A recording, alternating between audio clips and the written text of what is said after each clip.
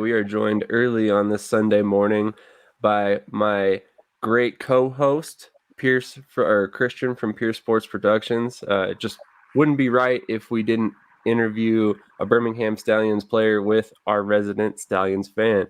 So if you haven't caught his content, make sure to go subscribe to his channel right now after this interview. Christian, how are you doing today? I'm doing pretty well, man. It's gonna be a great day. I'm excited for our guest today.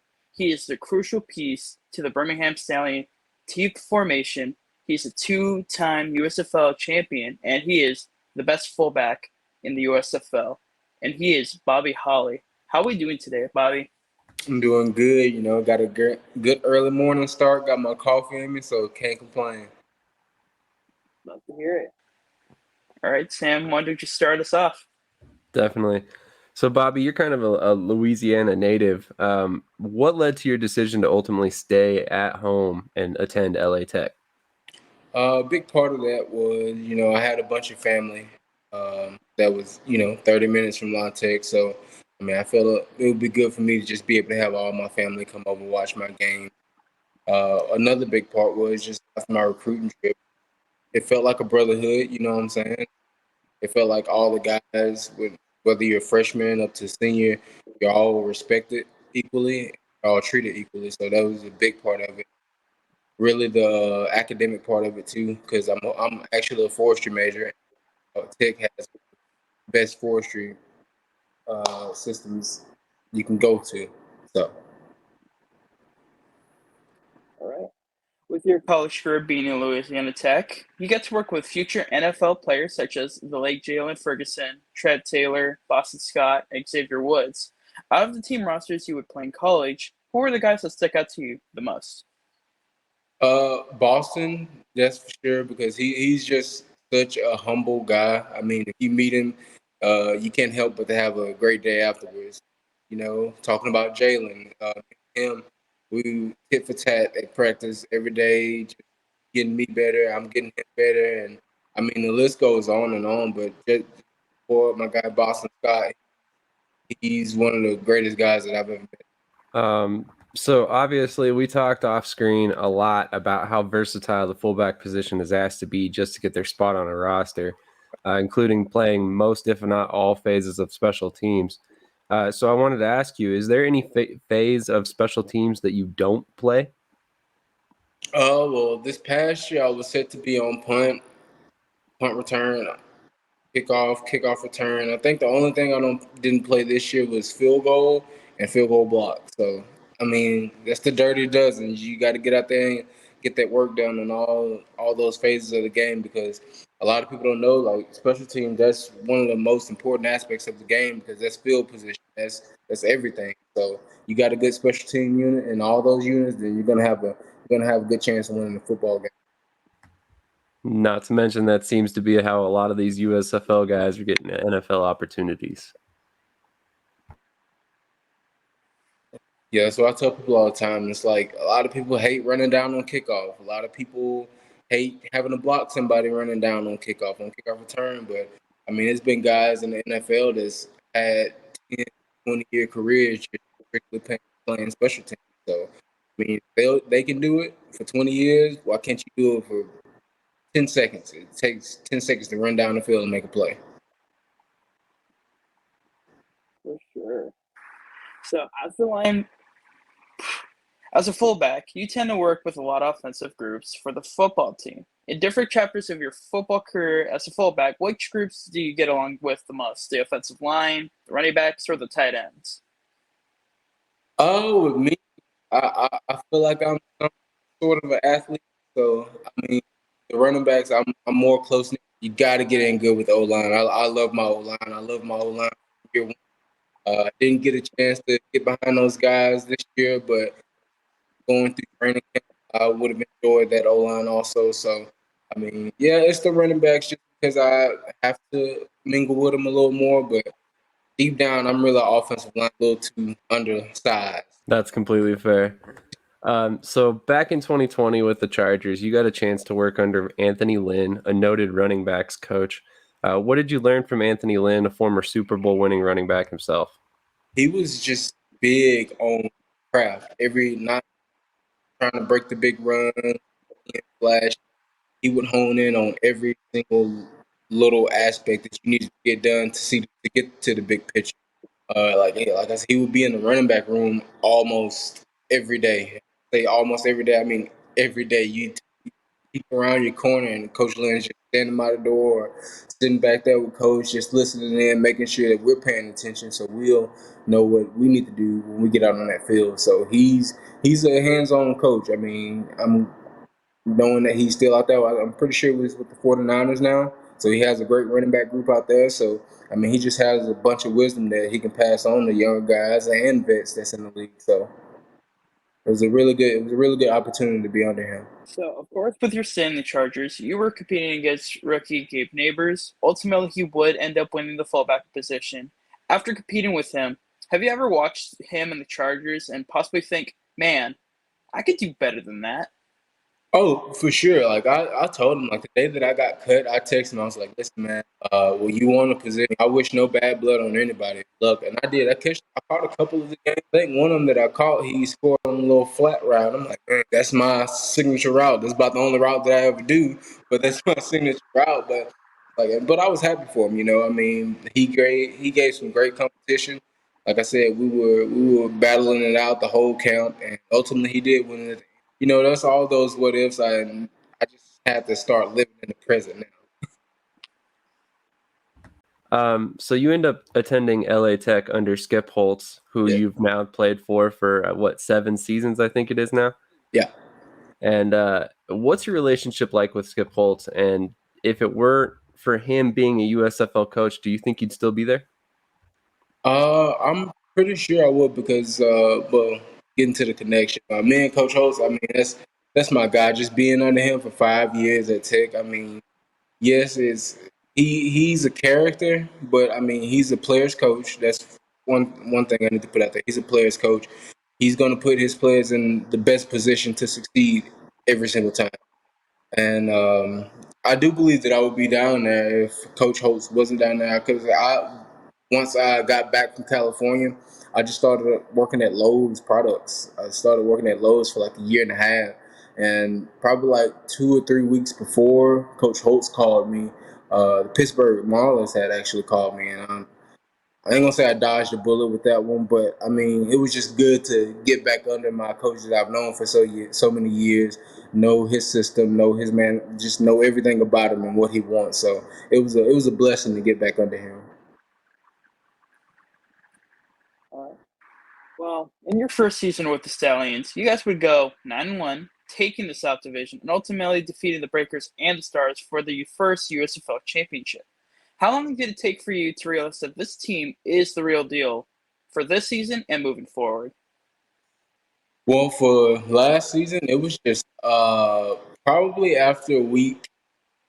I want to say week 4 because I mean people talk about adverse situations all the time. People forget we're playing football in the middle of summer. So I think the first time we played Philly down in Birmingham, it was like 130, 140 degrees on the field, and guys were hot. When I say hot, just that you can't even really think straight, and just pushing through the adversity and coming out on top, and then having an adverse moment against like Pittsburgh earlier in the season. The team is not that good, but they're giving us a really good game. So you kind of start to, I'm not going to say question yourself, but just realize that you just can't come out and run over everybody. So I think those were the two peak moments in last season to where we was like, okay, we got a pretty dang good team here. We looking to take it all. And from this season, like I I should, I guess, after week 1 because I knew once me, Jamar, Marlon, everybody went out, those guys were gonna take it all away because they knew they had brothers down and they were gonna fight each and every game to at least let us watch the championship game, enjoy watching the championship game at least. Something tells me it was a pretty enjoyable game for you guys to watch. With that in mind, we talked about your versatility on special teams, but we haven't really touched on how versatile you are as a player on offense. at one point in college, you were even listed as a wide receiver. Depending on where you look, you were a tight end coming out of college.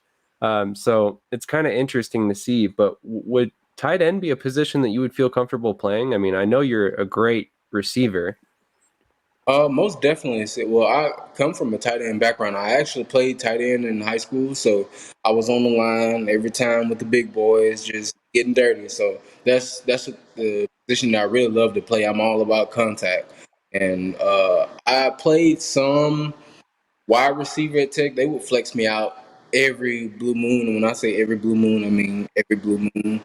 But uh, mostly at Tech, I was like the H back, tight end off the ball. So that's what I really like to do. I would love to get the ball every play, but I know that's not really a thing for fullbacks. But it brings me more joy opening up a hole and watching my running back go for 60 than anything.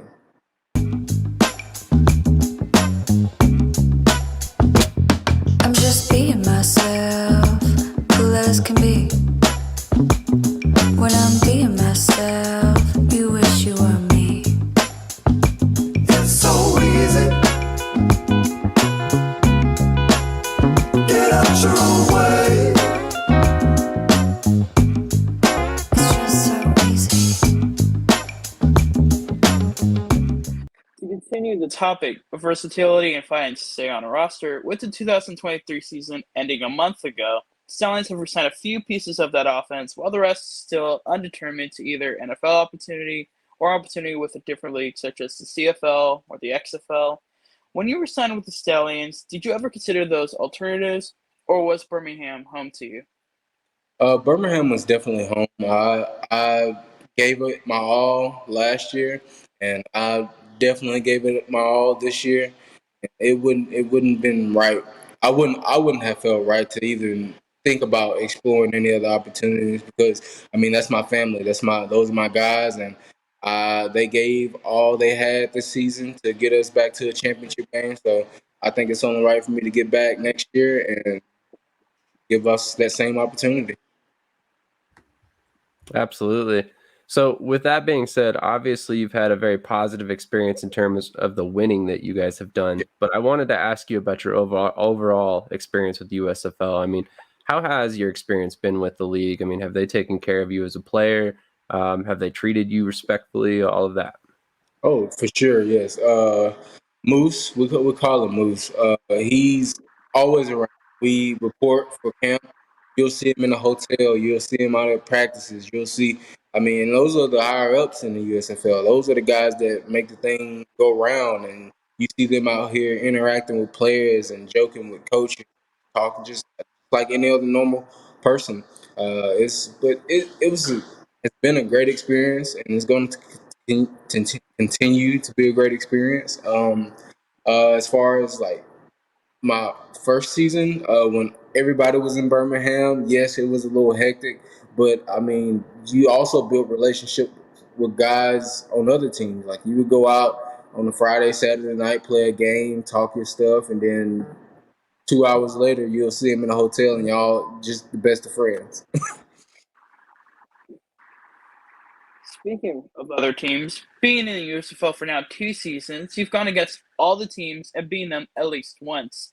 So, out of all the teams, which was the best team to go against for you? It would have to be New Orleans. It, that's a gritty game and fullback, so I don't have a problem with that at all. It's just they have last year and had really good teams. They compete their tails off every time they play us. It's like they know our playbook or something where they step out on the field just because they have that motor just ready to get after us, and I mean, same on our end. So I would love a blowout. I mean, the playoff game wasn't as close as I thought it would be, but I'm glad we came out on top like that. But it's like I love a gritty game. I love a hard fought game. Can't really be mad at either team, whether win or lose. You can't be mad at the end of the day because you went out there and you gave it your all. So they give it their all every single time we play. That's fair. I mean, honestly, I was very shocked to see how this year's playoff game kind of fell.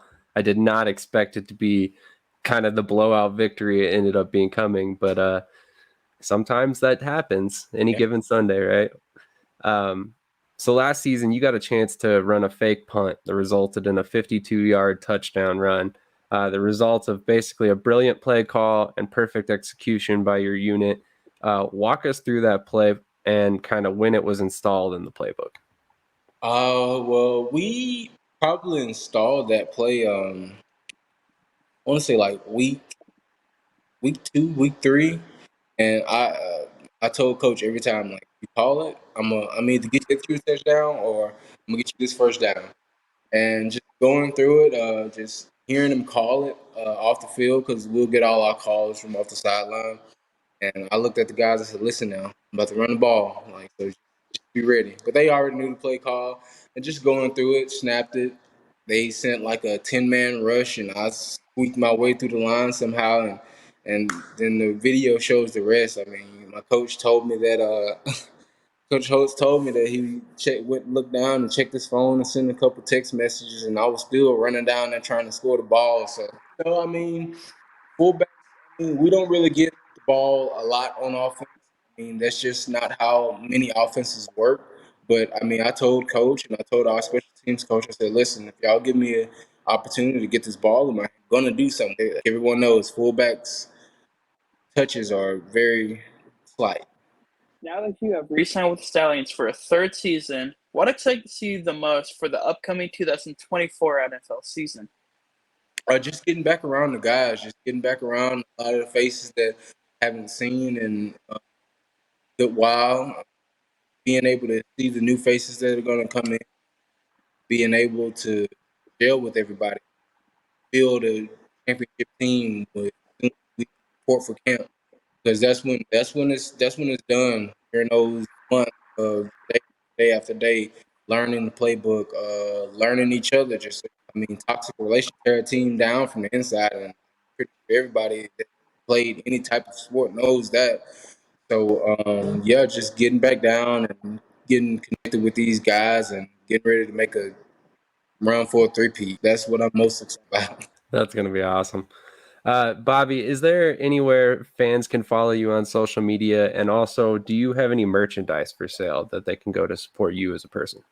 Right now, I don't have any merch. I was going to try to go with the whole bald assassin route last year, but we may see how that's going to go this. But Twitter, my Instagram, they can follow me on Instagram at B_Holly41. Twitter at Bobby Holly 44 is just, I'm straightforward with it. Want to know who I am? That's who I am. I love that. Well, thank you so much for your time. We really appreciate it. We didn't want to take up too much of it, and enjoy the rest of your Sunday. Thank you so much for coming on. No problem. Y'all have a great one. Absolutely. You too. I'm a game changer.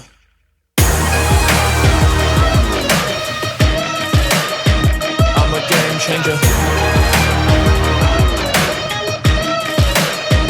I'm a game changer.